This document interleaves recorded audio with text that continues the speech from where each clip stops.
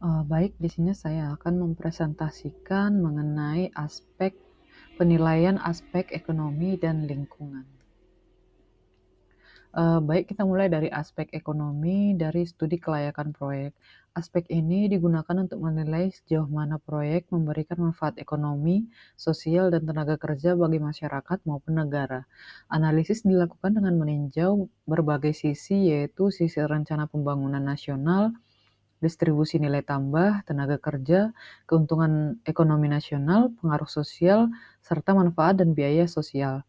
Tujuan akhirnya adalah memastikan bahwa proyek yang dijalankan layak secara ekonomi, memberi kontribusi nyata bagi pembangunan, dan tidak menimbulkan ketimpangan sosial. Sisi pertama yang dianalisis adalah rencana pembangunan nasional. Proyek yang baik harus mampu berkontribusi langsung pada tujuan pembangunan negara. Artinya, proyek tersebut membuka lapangan kerja baru, memanfaatkan sumber daya lokal, menghemat devisa, serta mendorong pertumbuhan industri lain. Selain itu, proyek juga diharapkan dapat meningkatkan pendapatan nasional dan menciptakan efek berganda bagi sektor ekonomi lainnya. Dengan demikian, proyek tidak hanya layak secara bisnis, tapi juga bermanfaat bagi pembangunan ekonomi nasional secara keseluruhan. Sisi kedua adalah distribusi nilai tambah. Sebuah proyek dikatakan layak apabila menghasilkan nilai tambah ekonomi yang dapat dihitung secara kuantitatif. Nilai tambah ini muncul dari peningkatan produktivitas, penggunaan teknologi, dan optimalisasi sumber daya. Dalam analisis ini diasumsikan bahwa proyek beroperasi dengan kapasitas produksi normal, sehingga nilai tambah dapat didistribusikan dengan jelas kepada pihak-pihak terkait seperti investor, tenaga kerja, dan pemerintah melalui pajak. Intinya proyek harus memberi nilai ekonomi yang nyata, bukan sekedar aktivitas operasional. Selanjutnya, dari sisi tenaga kerja. Proyek yang baik seharusnya mampu meningkatkan kesempatan kerja di masyarakat. Ada dua tipe kontribusi tenaga kerja yang bisa dilihat, yaitu yang pertama padat karya, yaitu proyek yang banyak menyerap tenaga manusia, dan yang kedua padat modal, yaitu proyek yang mengandalkan teknologi dan investasi besar, namun tetap menciptakan pekerjaan baru. Untuk mengukurnya kita dapat menggunakan rasio modal tetap ditambah modal kerja dan dibagi jumlah tenaga kerja. Hasilnya menunjukkan nilai investasi per tenaga kerja yang menjadi indikator efisiensi dan daya serap proyek terhadap tenaga kerja.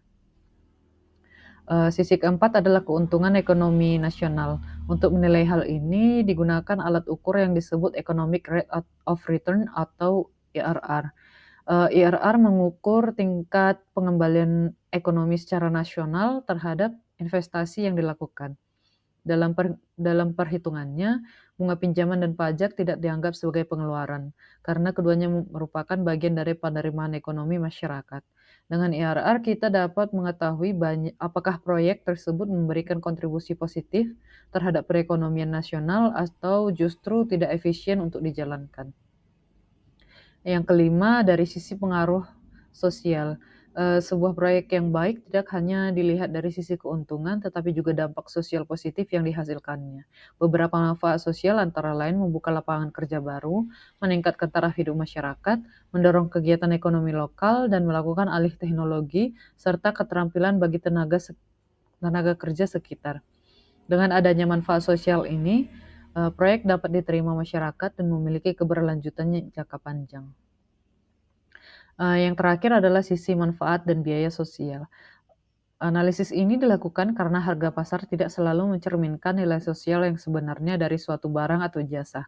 Ketidaksesuaian ini bisa disebabkan oleh adanya pajak, subsidi, atau kebijakan pemerintah terkait harga dan upah.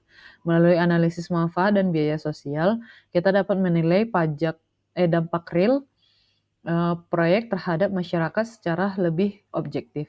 Tujuannya adalah agar pembangunan ekonomi berjalan adil, efisien, dan berorientasi pada kesejahteraan sosial, bukan sekedar keuntungan finansial. Sekian presentasi saya, terima kasih.